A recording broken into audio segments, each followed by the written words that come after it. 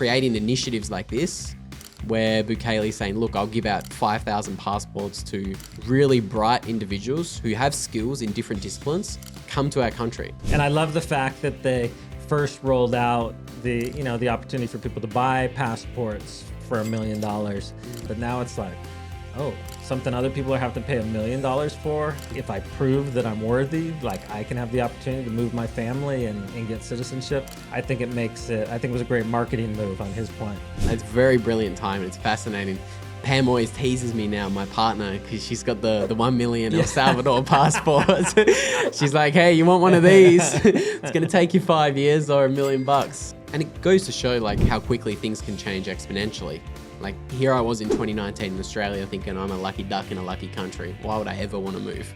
1 year later, how do I get out of this place? Give me my passport. By the time I got it back, the international borders were closed. So 2020 taught me as well, the idea of having one passport really exposes you. I mean, we all have monetary sovereignty. We have sovereignty over our money now that we're using Bitcoin, but do we have full sovereignty over our body? So I think like right now,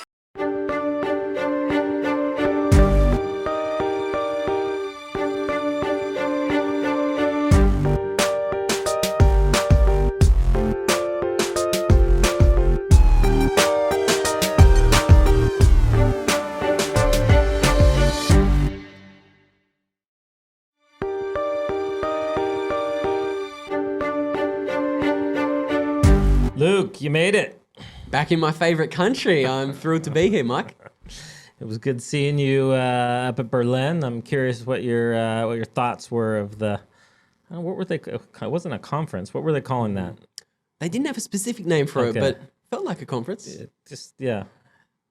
Give people who weren't able to make it to Berlin, which those of you who haven't been following, Berlin's this kind of upstart circular Bitcoin economy that's in the coffee area of El Salvador.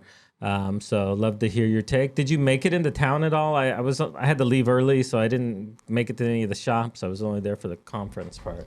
Yeah, so we made it into town. We spent Bitcoin as many times as we could, and I was incredibly impressed by what they're doing over there.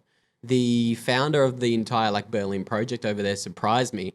He said that there's around 600 to 700 merchants in the city of Berlin, and he reckons that they've already onboarded about 120 of them onto Bitcoin. So quick maths, it's about 15, 20, yeah. 20%? Yeah. Maybe? Yeah.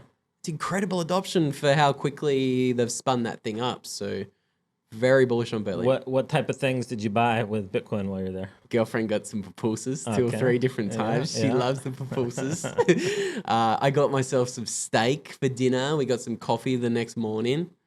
And did the people seem familiar with, had most of them seem like they've been accepting it for a while, or did you have any that was their first time, or what was the... I was very, very surprised at how familiar they all were with Bitcoin. They were generating their own Lightning invoices. They were using the Blink wallet. Some of them were using Wallet of Satoshi. They were, I think it's a big differential to what you see in San Salvador. So here in El Zonte, it feels like the merchants are very familiar with, spinning up their own Bitcoin wallet and accepting Bitcoin. But in San Salvador, some of the regions, it's a little bit more foreign to them, and you can see them struggling with the system, but not in Berlin. Nice. Yeah, I've had 3 or 4 times I was supposed to go up there, spend a couple days, and I got sick or something else came up. And then the conference, I wanted to stay for a couple days, but we had so many things going on this week. So I'll have to make it back up there. But it seemed like real adoption. You were impressed. Very impressed. It's been a very busy week here in El Salvador. We had the halving party. El Zonte had some events, and then Berlin. It was the perfect excuse for us to get up to Berlin for the first time as well. Yeah, I've been amazed at how many people have come into El Salvador for the first time this past month because of all the events and stuff going on. And then some of them that would just happen to be here. They were wanting to see El Salvador for a long time, and they're like, oh, wow, perfect. There's all these events going on. So it's a perfect excuse. Yeah. Especially when you have lots of events together. Maybe Bitcoin is here in El Salvador. Try to do something similar with adopting Bitcoin later in the year. Yeah. And I think even this year I know Me Premier Bitcoin did an unconference, and we have a few days afterwards. So I think this last Bitcoin week was kind of similar to what happens at adopting Bitcoin, but it was great that we included Berlin. So I'm curious how how'd you get here? Like, why El Salvador? What is the story that obviously you weren't born here?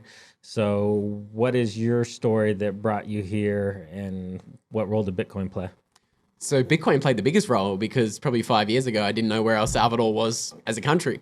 I was in Australia, trapped inside of Australia. 2022 came along, and after the events of 2020... So when you say trapped, is you talking like COVID time or just...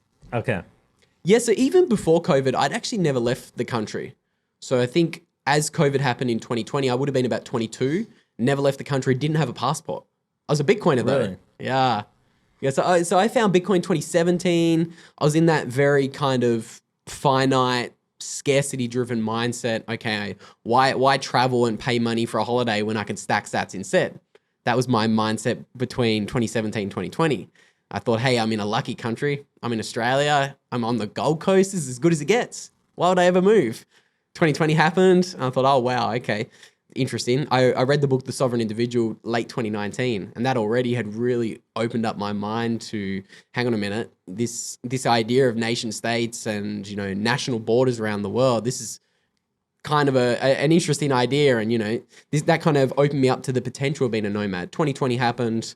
And you guys weren't even, like, you couldn't leave as Australians. You were, like, literally prisoners on the island there. Like, it was... I mean, I know a lot of Bitcoiners that are from Australia, and they're like, no, we literally can't leave.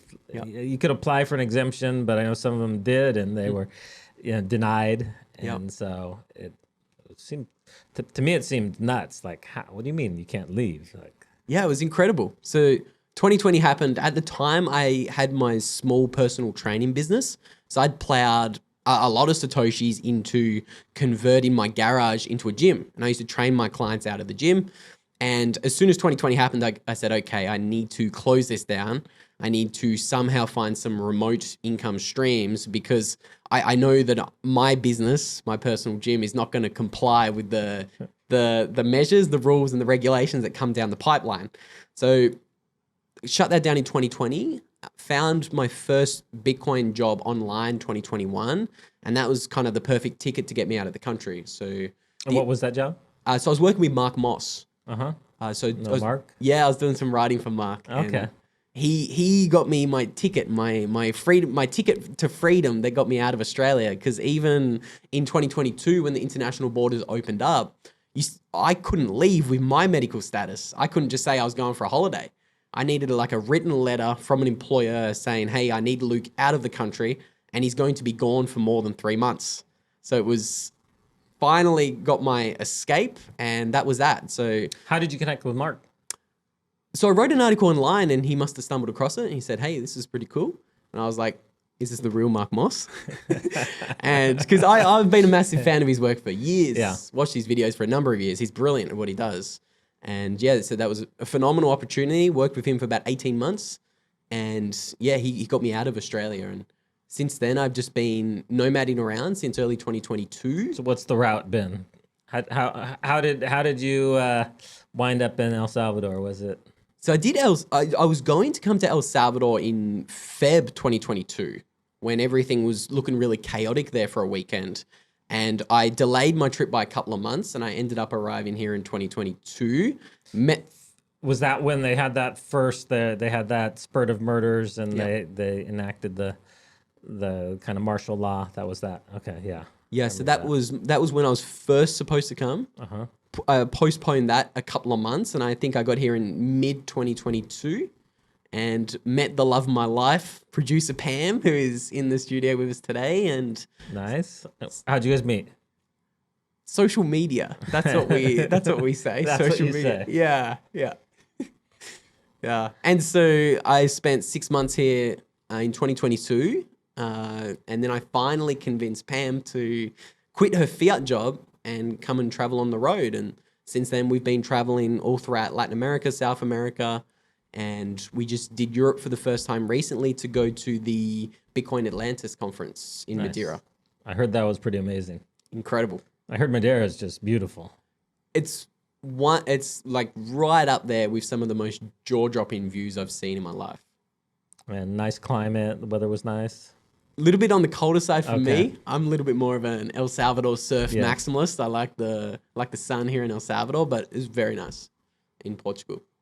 So, what is the purpose of this travel, and what is kind of driving it? Just you're young and you want to take advantage of it while you can, or is there something more behind it? For me, it's more looking for a permanent home.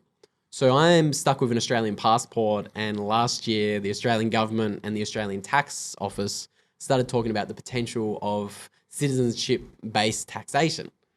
So there's only Really? Yeah. So they wanna follow the stupid U.S. system, huh? Yeah, yeah.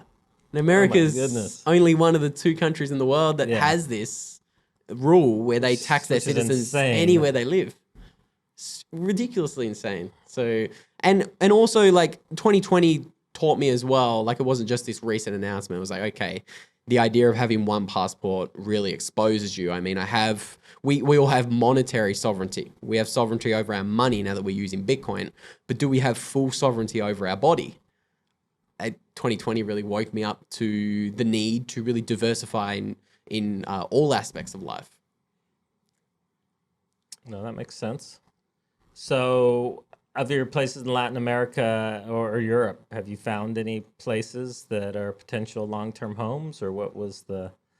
Yeah, we're just curious what your thoughts were on where you traveled. So in regards to Bitcoiners, nothing beats El Salvador. It's not even Yeah. close. Even in Argentina, where they have 252% inflation, there's still less Bitcoin adoption in Argentina, which honestly puzzled me, really did puzzle me.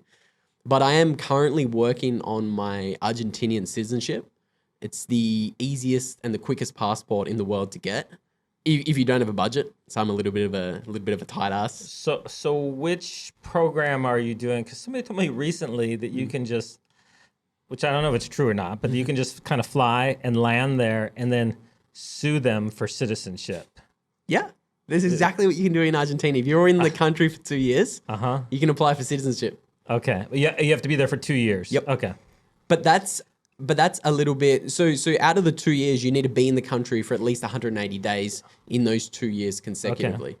So I'm aware of that possibility. I'm aware of other people doing that currently. I've actually met a dude from Ukraine from Ukraine who I met in Argentina in November, and that's what he's doing. I believe that there's higher legal fees involved with taking that route. So I'm doing everything above the book and trying to get my 2-year temporary residency and then apply for citizenship. Okay. So in that 2-year residency, how much time do you have to spend in Argentina? Only 180 days each year. Okay. And if you do that 180 days, do they consider you a tax resident? I believe so. Yeah. I believe so. Because I know a lot of people that would spend a lot of time in Argentina, and they'd always try to make sure they weren't there 180 days because the tax system there, I think, well, at least it was pretty bad. Maybe it's improving now with the new president, but so that's the plan. Yeah. Okay. And where in Argentina? We've only done the capital city so far. We have plans to do all of it. Okay. Patagonia looks amazing. But that's definitely a summer trip, I think. It'd be far too cold for me down there in winter.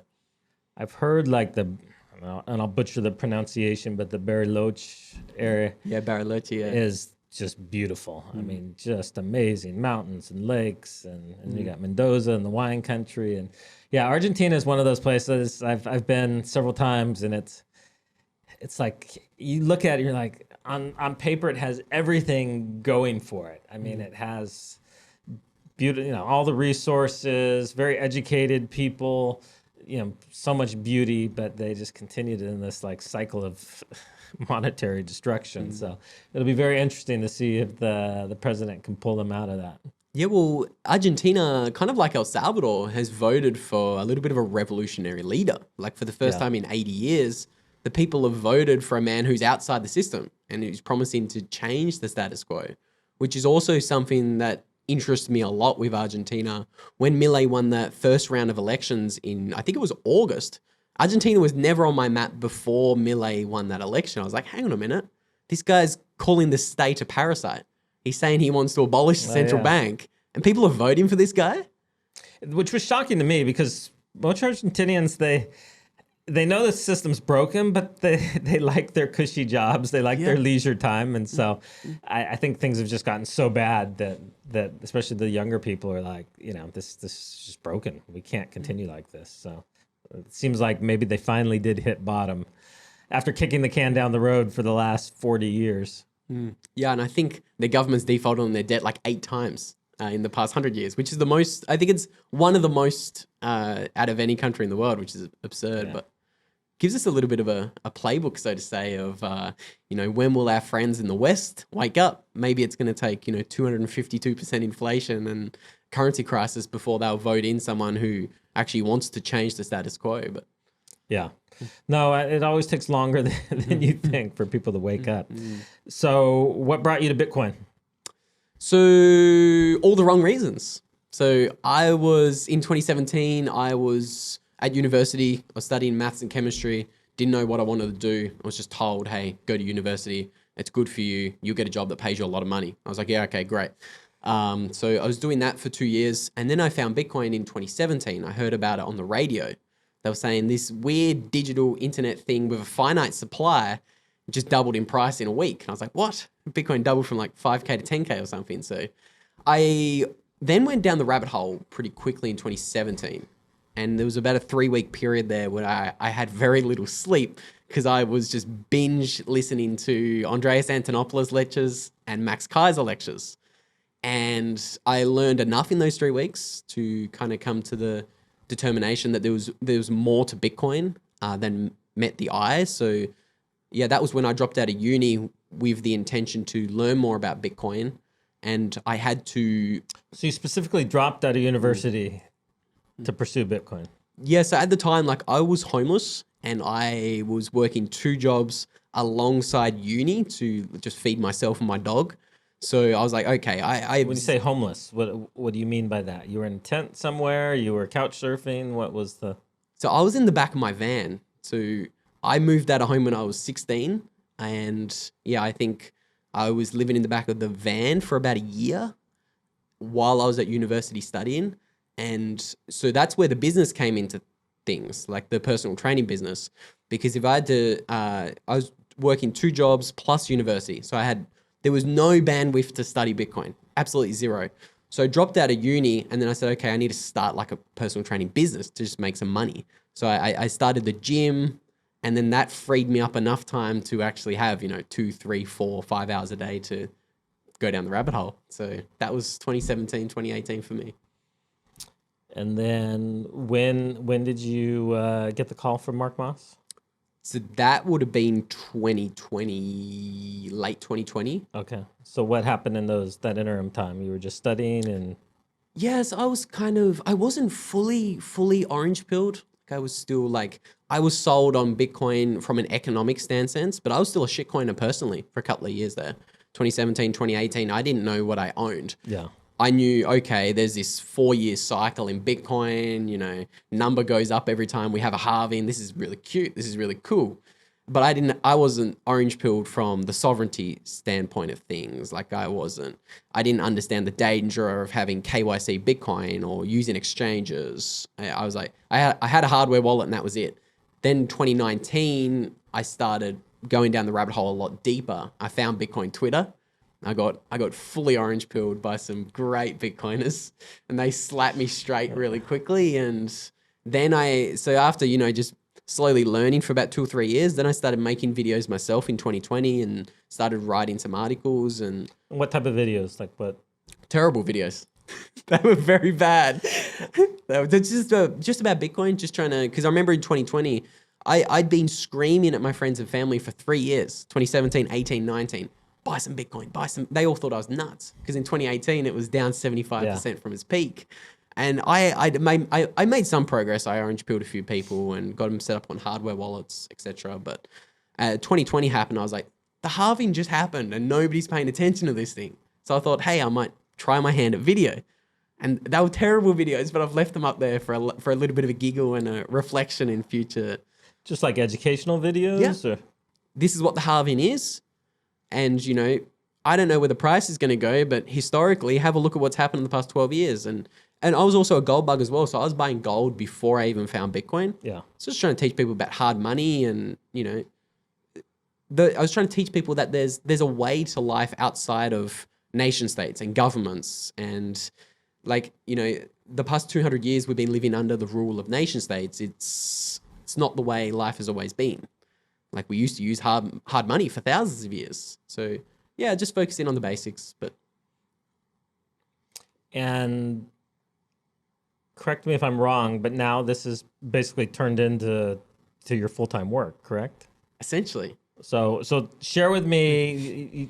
Earlier we were talking. You said you help some other channels and you have to do some of your own stuff. But how does that all work together? Because that's one thing that Bitcoiners are always asking. And obviously this won't be a route everybody can follow. But they're trying to figure out how can I move to El Salvador, and have a remote job. And so I love to just kind of go through the process of how people kind of created that freedom for themselves.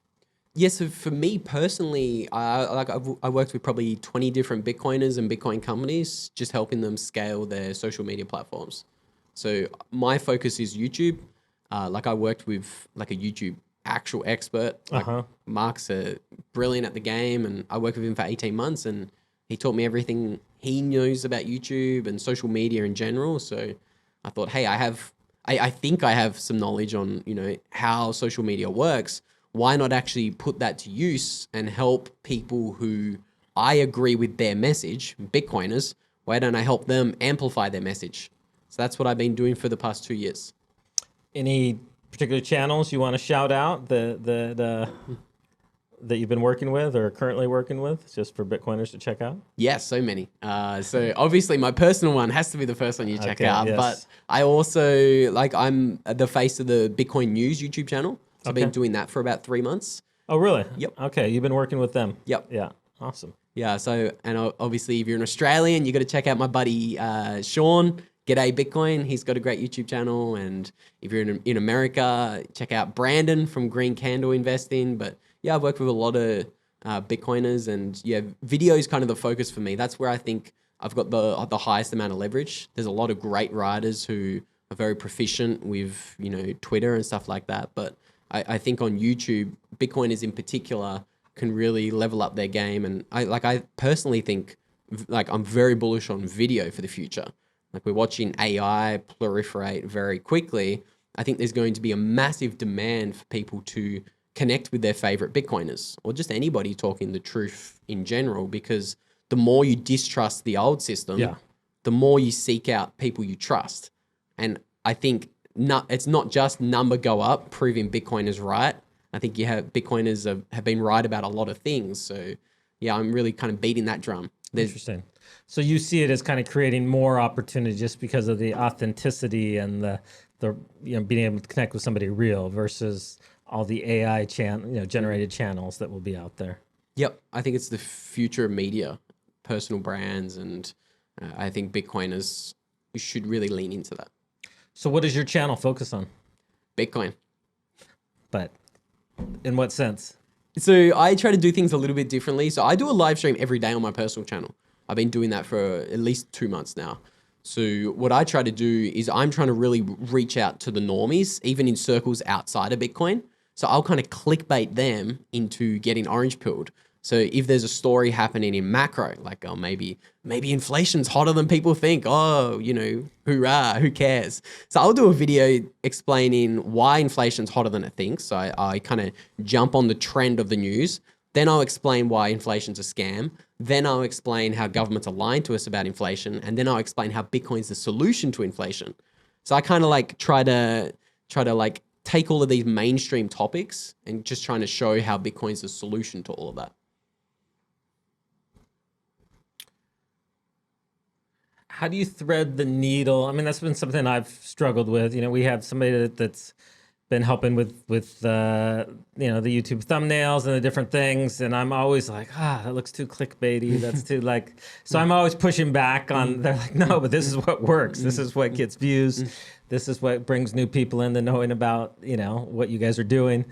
So how do you balance that, or do you feel like no, it's just you're just gaming the algorithm, so you just do whatever you need to do to get people to exposed to it? Yeah, so it's something I struggled with a lot myself initially. I thought, hang on, am I over promising here? But I think especially with YouTube, titles and thumbnails are everything.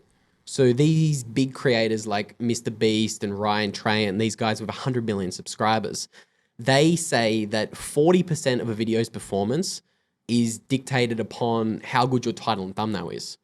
Really? Yeah, 40%. And they put their money where their mouth is. So I've watched every single Mr. Beast video that of him talking about YouTube.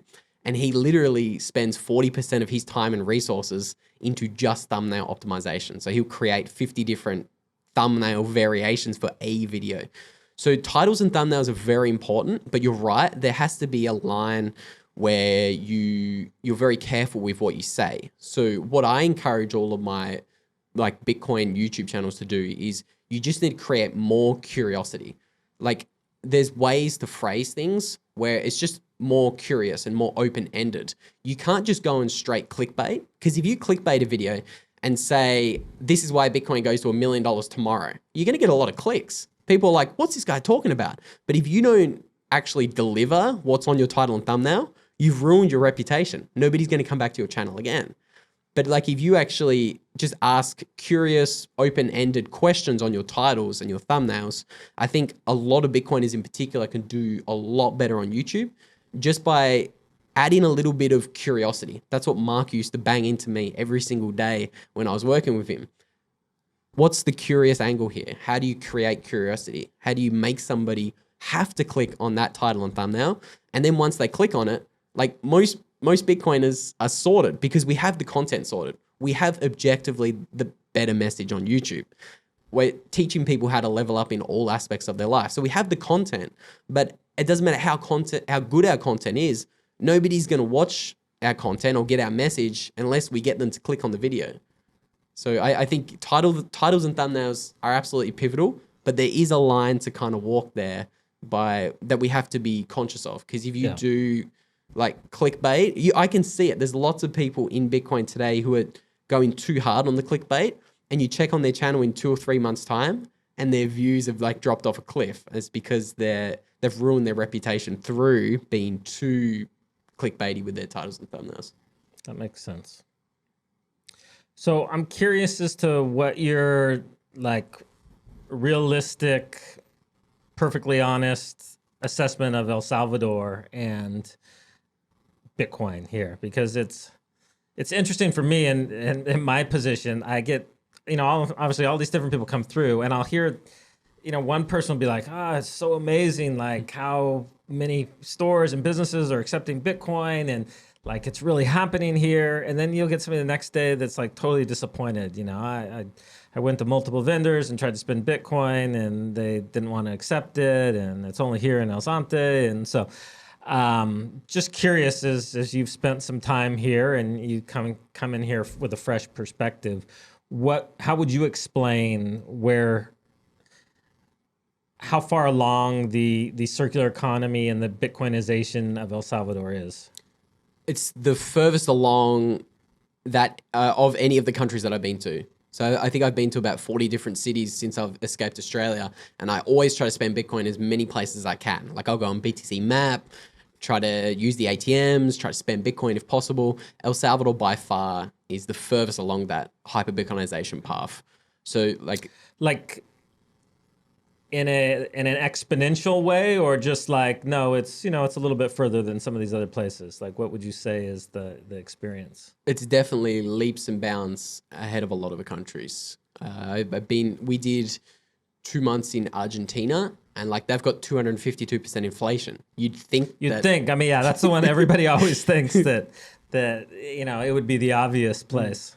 But they've still got less Bitcoin adoption than El Salvador, which is crazy to think about. Especially for like places accepting it as, being able to pay for goods with it. I know you can, a lot of the cuevas where they do the exchanges, a lot of them will accept Bitcoin, but just as an exchange mechanism. But when we were there the last time, I didn't see a single store accepting it. So I'm sure there are some, but I was just kind of surprising how little acceptance there is. Yeah, so it's certainly easy to exchange your money, like you say. Like if you walk down the main street of Argentina, all you hear is cambio, cambio, cambio. Everybody wants to change your money. So that's interesting. I think that's more a function of just how bad inflation is there. Yeah. But yes, I think like out of all the countries I've been to, like El Salvador's the furthest along. I think it does depend upon how long you've been in El Salvador, and that's probably where you get those mixed messages from. Like Yeah. if you go to Super Selectos and you try to use like their Chivo system, it can be a little bit slow sometimes. Like it might take a minute for a Lightning transaction to appear on their end just because they're using a poor system. So someone might come to El Salvador and they say, oh, I tried to spend Bitcoin in Super Selectos and it failed. It took 2 minutes. It's a failure in the country. But it's like, come on, you got to, like I had a buddy who recently went to Argentina and he had some bad luck at 2 ATMs and a shop. And he's kind of saying, oh, Bitcoin's useless. It's failed. It's like, well, you were there for a day. Like, Yeah. you got to actually branch out. So like I've been here for 9 months now and so we've done El Zonte multiple times and San Salvador. You've been in El Salvador for 9 months? Yes. Okay. Total. So I've been here 4 times. I keep leaving Okay. and coming back, but since 2022, I think I've spent 9 or 10 months here, and I think I've been to a few different places all around the country trying to spend Bitcoin, and it's leaps and bounds ahead of other countries. So what have been like the kind of surprises for you here versus other places you've traveled? Culture shock was massive in 2022. I'm a gringo. I got a wild haircuts when I first got here in 2022. People were staring at me everywhere. I was like, what's wrong with me? What have I done? But I think that was just a function of then there's not been a massive amount of tourists in El Salvador in 2022. Sorry, what was the original question? I forgot now. Sorry, I done it to you. No, what have been the surprises for you about Bitcoin usage in El Salvador, or just El Salvador in general? How friendly the people are. Every single time I come back here, I'm shocked at how friendly the people are in El Salvador in particular.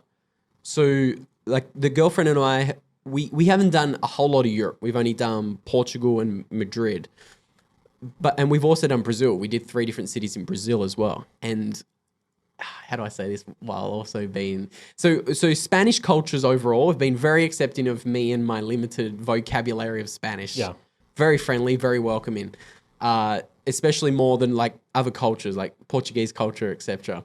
But like El Salvador is like head and shoulders above any country in the world I've been to. Like they're incredibly friendly. I don't know what it is. I don't know why, but the locals seem to just love locals and tourists. They want to help you any chance they get. So that's shocked me.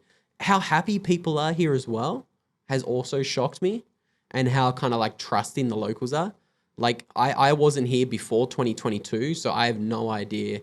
I've only heard stories from my girlfriend who like lived here her whole life of just how bad things were in El Salvador with the whole gang violence and the fact you couldn't go to an ATM alone without getting robbed, or like I think the girlfriend's family's had about 5 phones stolen off you guys in the years that her and her brothers. People used to carry an old dummy phone with them because you couldn't tell them you didn't have a phone. Nobody would believe that, but you'd pull out your dummy phone and give it to them. Yeah, it's like the people who are thinking of little intuitive ways to get around that. So like I've never experienced any of that, so I have no idea what it's like. But so I was thinking, okay, it's a pretty dangerous country. People would probably have to be a little bit guarded or a little bit shielded in person, but absolutely not. Even when things were bad, I mean, that was what caused us to buy a place here back in 2005 was, you know, I traveled quite a bit when I was closer to your age than I am now. And it was the first place that I had gone where I really felt at home. Like the people weren't, you go some places and like everybody's your best friend because they're trying to rip you off or sell you something, or other places you go and people are just kind of cold and standoffish. And El Salvador felt like this perfect happy medium. Like if you wanted to engage the people, if you needed help or whatever, everybody was happy to help you. But if you just kind of wanted to be left alone, they kind of left you alone. It's not a place where people hard sell you stuff. You don't have people coming up to you all the time, you know, trying to get you to buy trinkets. It felt like a very comfortable place. And that was even, having lived here for the past 10 years, kind of full time after, 10 years of just coming down here on vacation, even when things were hard, people still had that warmth. So I think that's just a natural, just a cultural aspect of Salvadoran culture. They just, they'll salute, if you walk into a room, if you don't know anybody, like even at like the phone store or something, they'll like greet everybody in the store. And, if they walk by and you're eating a meal, they'll say buen provecho, like bon appetit. And it's always been a very warm culture. But I think now that they don't have that fear aspect and they don't feel like danger's kind of around the corner, it's taken it to another level. And so I think it's allowed that real genuine warmth to be able to come out in a way that's not going to be exploited. What brought you here in 2005? That's a long time ago. I came down here on a surf trip. Yeah. So me and a buddy, I always liked to go to the places that were kind of off the beaten path, and there was cheap tickets to El Salvador. And so we flew in, no plans, no place to stay, no rental car, no nothing. We just kind of landed and figured it out, and wound up staying in El Tunco, which is just down the road from here, and had an amazing time. El Tunco's a big tourist town now. At that time, there was I think like one hotel and a couple hostels there. It was nothing, and called my wife and said, "Hey, we're gonna buy a place in El Salvador." And she's like, "What?" I'm like, "No, it's amazing here. You got to come." And so 3 months later, we came back and bought the house we live in now. That's amazing. Yeah, it was. People thought we were crazy. Yeah, people still think I'm crazy for coming to El Salvador. It's 2024. I can't imagine what your friends would have thought of you in 2005. Oh yeah, it was. I mean, my parents, they kind of know. They're used to it because I was always doing the thing nobody else would want to do. But yeah, everybody else you talk to. And it was funny too. I had young kids at that time. When we bought the place, I just had my daughter, and then my son came like a year later. So we were doing trips here when my son was like 3 months, and my daughter, I think, was like 2 years. And I remember the funniest thing being you'd see these surfers come down, and when you're young and you're on a surf trip, you feel like so hardcore. And then we'd roll up like with our baby in tow and like sit down at the table next to them, and you kind of see their face go, "Wait, I thought we were hardcore. There's these family over here hauling their kids around." So that was always kind of fun. But it's come so far since then. It really is. But I realize it still has a long way to go. But I think I sometimes forget that because there'll be some Bitcoiners that come and they're just like, it's not for them. Like they want to be in Dubai. They want everything to be like built and clean and big and flashy. And there's nothing wrong with that, but that's not my style, but I forget that's some people that's kind of what they expect. And El Salvador's still developing. It's it's turned the corner and it has so much promise, but it's still pretty raw and in some places. And you'll have very luxurious resorts, and then next door, there'll still be shanties. And so it still definitely has a long way to go, but you see how fast it has been changing. I think 10 years from now, hopefully it doesn't look like Dubai, but I think it will be just a much more overall prosperous country. And so you see the hope in the young people's faces as they want to be a part of that. Yeah, you can see the hope, and you can see how quickly things are being built. I was talking to Paco just before we jumped on air here today, and I was like, is it just me, or are they being built a lot quicker in El Salvador than other countries? Because every time we come back, it kind of feels like things are happening quicker. You're like, wait, where did that come from? Yeah, every few months, it's like, and it's really interesting. I don't know why that is. I don't know what it is about El Salvador right now. Maybe it's the massive influx of capital that's coming. Maybe it's the fact that the government's putting a lot more of its tax revenue into places it should actually be going, focusing on building the country's infrastructure. I don't know what it is, but it does feel like it's happening a lot quicker in El Salvador. I think you have the public and the private investment coming in at the same time. And you have like both Salvadorans that are building, that have like, that have been living here and now see that they can finally, it's worth taking the risk to build, new buildings, new businesses. But you also have a lot of Salvadorans who've been living in the U.S., working there, bringing back the money they've made and businesses there and investing it in the country. And then you have people from all over the world that are building things that, in different ways. And so you see all these different, cultural tastes kind of coming into the mix here. And at the same time that the government's like on full speed ahead with infrastructure. And so I think it's the combination of all those things together that, you just feel like everywhere you turn, it's a construction site. I mean, literally it is. So I think 10 years from now, El Salvador will, like I said, have been transformed, and it will be, seen as the financial hub of Latin America. I agree. I think they'll be the Singapore of Latin America, the Singapore of America. I think on the whole continent, like I'm very, very bullish on El Salvador. Like Singapore completely transformed itself in a decade in the 1960s. It only took one good leader to go into that country and, make some decisive changes and open it up for trade. And the country took off. It's got the third highest GDP per capita in the entire world now. In Singapore in the 1950s, it was a third world country. It was like El Salvador. Obviously, so I think like it doesn't take long to really kind of change a country. Like you can do it in a decade or two. And like Bukele's already like made some big changes. Well, and I think I think Singapore is definitely an inspiration for him. I think that's what he sees as the model. Obviously, I hope it takes kind of a local flavor. Singapore to me is a little bit too much of a nanny state, and it's too much order and too many rules and those things.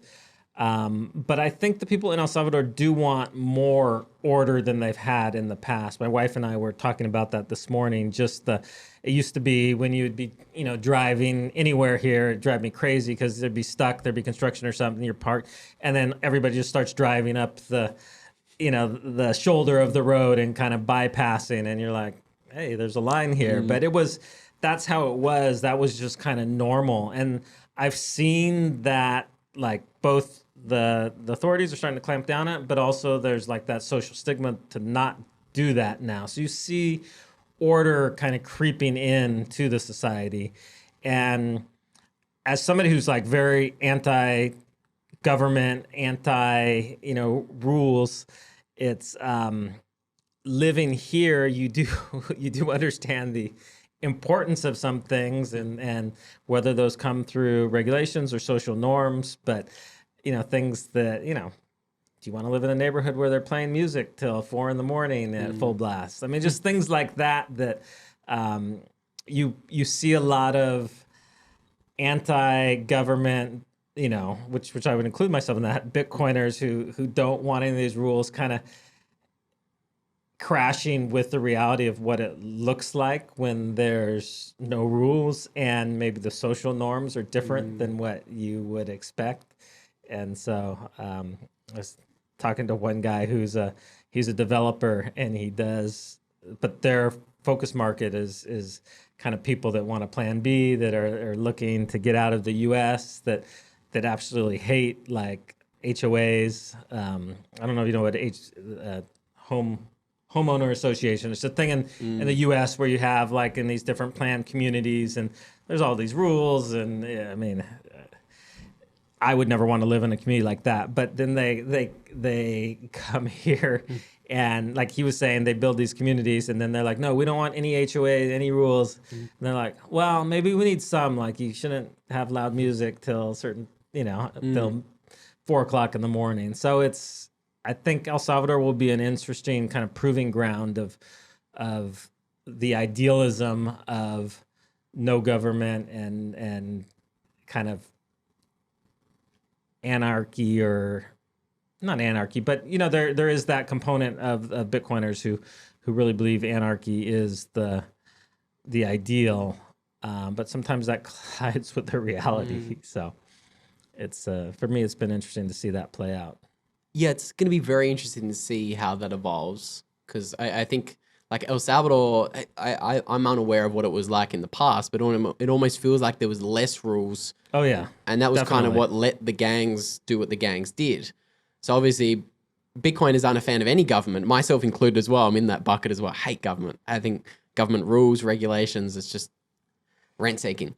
But like again, El Salvador could have shown that maybe there's a little bit of government that's We definitely good. have way more rules now than there would have been in the past, but you see the benefit of them. So there is some balancing act of like where it is actually a benefit, and then when it passes that, then it becomes like the U.S. or Australia, where you see the negatives of it.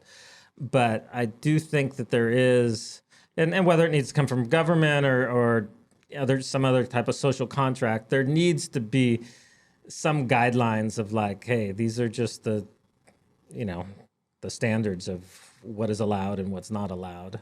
And so for me, it's like an internal struggle. I'm just like, no, I don't want rules. I want the government saying they do, but I also don't want them to be able to build this like hideous, thing right in the middle of town that's going to destroy, what El Zonte was, the essence of it. So, yeah. Anyways, it's a little bit of a rabbit trail, but that for me has been something where I kind of go around in circles of, yeah. It's a fun thought experiment. You mentioned something important there. Like maybe there's a tipping point where there's too many rules. Like El Salvador's had none over the past 20 years. Australia and America verifiably has too many rules. Trying to start a business in Australia is like pulling teeth. Yeah. It's impossible. So where is that happy medium? I think that's going to be interesting to watch El Salvador and maybe other countries try to find that balance. I think the road example I gave you is like a perfect example because I don't want there to be more police out there. I don't necessarily want, but then when you see when there are no rules, people cheat and cut in line, and and unless the individuals enforce that by physical altercations, if there's no price to pay for people doing that, they're going to continue to do that, and so.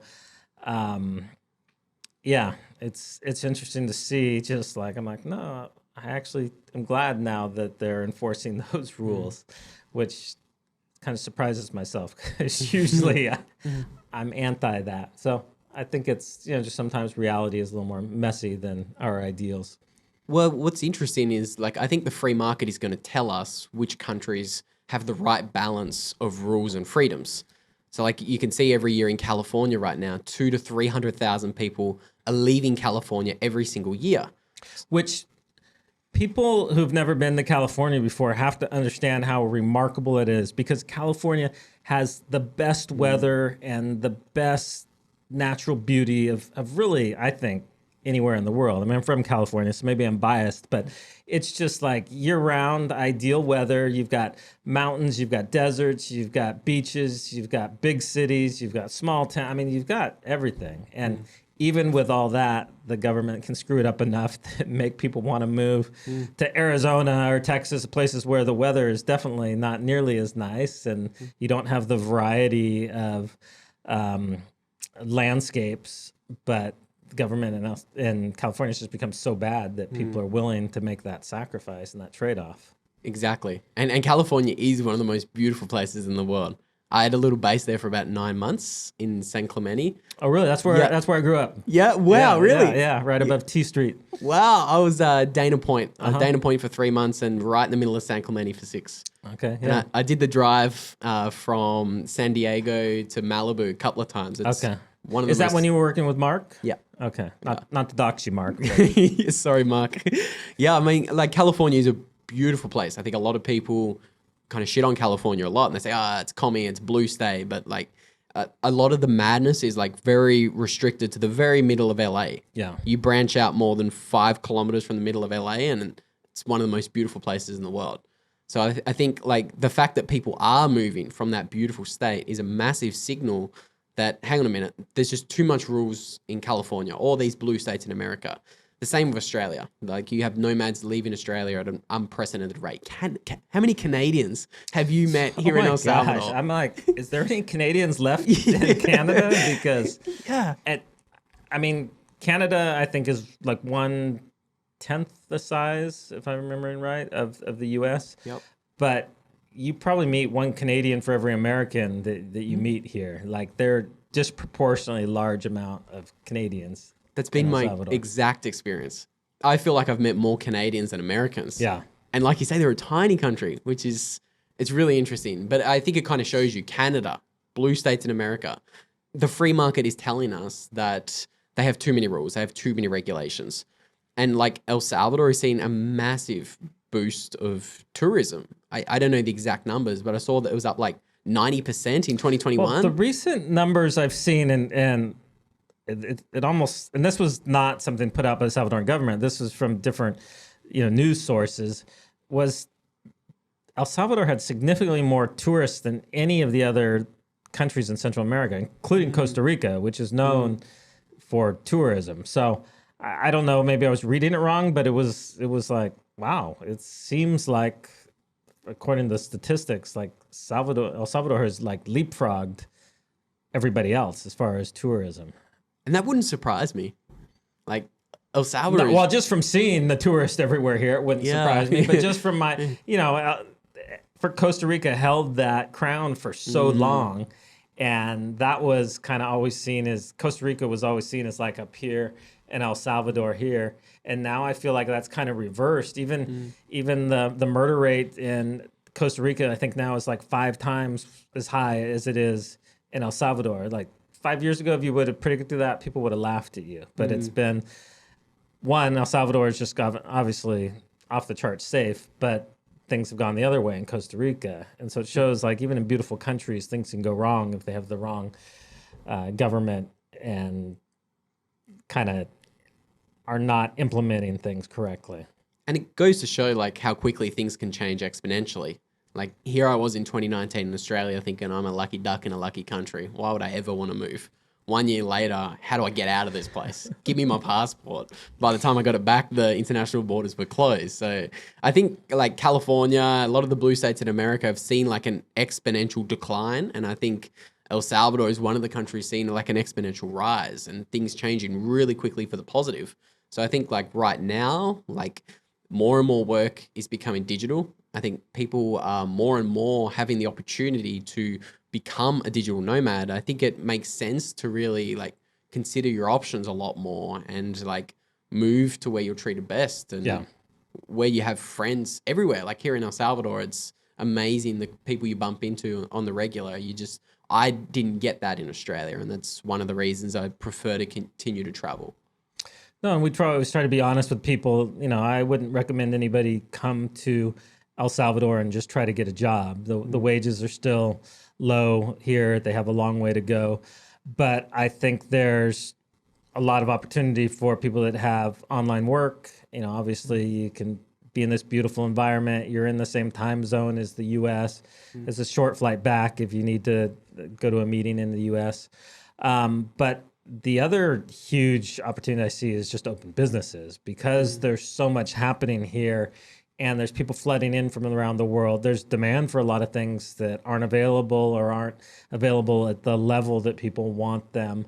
And so I can see people coming down here with construction companies or advertising companies. I mean, so many different things. I feel like there's potential right now. I agree. That's a great point. Like, for example, first time I was here in 2022, there's no gyms in El Zonte. If a Bitcoin had opened a gym in El Zonte in 2022, he would have had my gym membership for 6 months. So I think that's a great point as well. But if you are going to move to any of these Latin American or South American countries, I think it's a great point. You need to be making money online, earning in Bitcoin or dollars and spending in pesos. That's kind of like, that's the hack. Or serving customers here that are doing that. Because I see there's all these expats moving in and they want different things. Like there's this great sourdough store that opened up in the last year or two. And my wife, like now we have a regular order from there. But before you couldn't find sourdough in, bread anywhere in El Salvador. And I don't even know where the person's from who started this, but they saw this like little niche and they're thriving now. They're at the Bitcoin farmers market every week, but they have a shop that's over kind of between here and La Libertad. And from what I can see, they're doing a great business. And so who would have thought that, you come to El Salvador to sell sourdough and there'd be that much demand. But there is all these opportunities for people that are willing to see, what the market's lacking right now. Yeah, that's a great point. So you can earn dollars or Bitcoin online, but you can also earn Bitcoin from Bitcoiners in physical meat space. If you can see there's a gap in the market for your product, get here. Like even businesses, you get a massive, I don't know the exact rules, but I know you get a massive advantage from a tax, structure, so to say. Like if you are starting business in El Salvador, especially like Bitcoin focused businesses or tech focused businesses. Yeah. So no, and then with the new program that they're giving the 5,000 passports to, people, high value people that are willing to bring their skills and their resources to El Salvador. I love that the president has this vision of hey, we want to bring in the best from the world. Because a lot of times populists, which definitely Bukele's a populist, their way is like, no, let's keep foreigners out. Let's kind of huddle together and, see everybody as enemies. But I think he's casting a much broader vision of, hey, no, let's bring the best from the world in here and they will bring opportunities to the Salvadoran people. It's not a zero-sum game. We'll actually be the beneficiaries if we attract the brightest from around the world.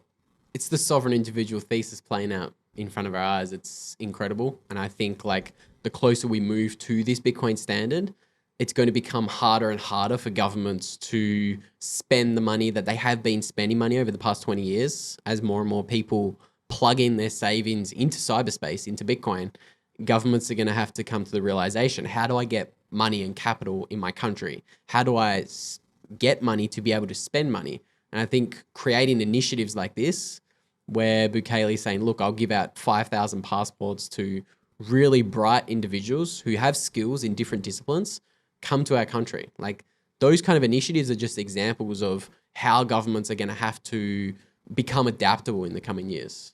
And that's a risky thing for him to do, because there's always, I'm sure there's lots of critics like, oh, why are you like letting other people come in? You should be focused, on the citizens of El Salvador, not bringing people in from the outside. But he gets the bigger picture. He realizes the value that will bring to Salvadorans. They're not going to come to compete with Salvadorans.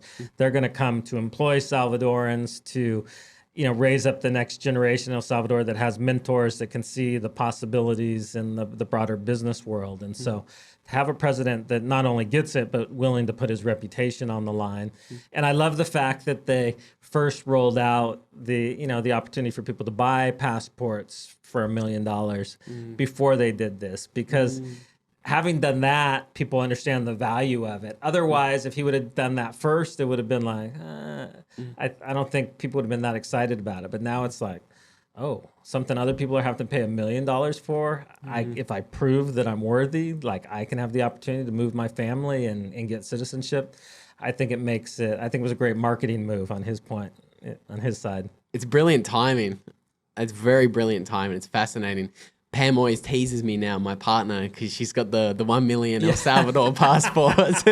She's like, hey, you want one of these? It's going to take you 5 years or $1 million. So yeah, it's interesting. It's certainly that first move, that freedom visa initiative that he created has awoken people to the value of an El Salvador passport. Oh, yeah. And the timing of doing this next thing, announcing hey, I'm giving away 5,000 passports, come to what could be the greatest country in Latin America and South America. I think it's very interesting timing. I put out a tweet a few months ago, kind of tongue in cheek, about, hey, Salvadorans, be careful if you're here and somebody's trying to date you and marry you, because they might be just trying to get a passport out of it. Because it was that, the reality is that was, whether it was jokingly or really happening, that was the stigma before, that if a Salvadoran was dating an American, that part of it was because they were trying to get a passport. And so we've kind of seen that kind of turned on its head, which I love. I think is so funny. It's brilliant. And when I was in America, I was doing everything I could to try to stay in America. I was like, okay, I'm going to leave Australia for America, the land of the free. There's no way I could get a visa to stay in the country. So everybody was like, Luke, you just need to marry an American girl and get a green card. But now it's like, hey, hang on a minute. I don't want your green card. I want a blue El Salvador passport. Thank you. So I think it is. So watch out. Watch out. You know, just make sure he has the right motivation. Exactly. Well, I think that's a good positive note to leave it on. I am going to ask you for one thing when we're ready to release this. It'll be a little while because we're a little bit backlogged with all the shows we did during the having party, but you're going to have to produce the thumbnail so I can see your magic at work. So Paco, you got to follow up with him. Make him produce the thumbnail and the title for this episode. What's funny? It's not my magic. It's my better half's magic. Okay. She's the thumbnail designer. We're obligating you and part of this deal. Challenge accepted. Yeah.